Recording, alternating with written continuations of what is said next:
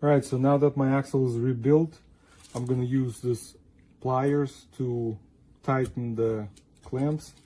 Comes in this package 30500, and if you need different type of tool, if you need this one here, it would be under 30800. So this is for the one where you need to pinch the ears and stuff.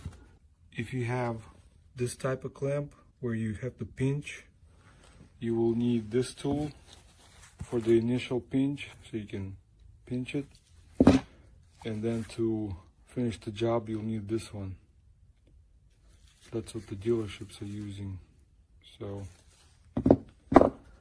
alright, so let's clamp this in place. Just grab on and just make sure it locks all the way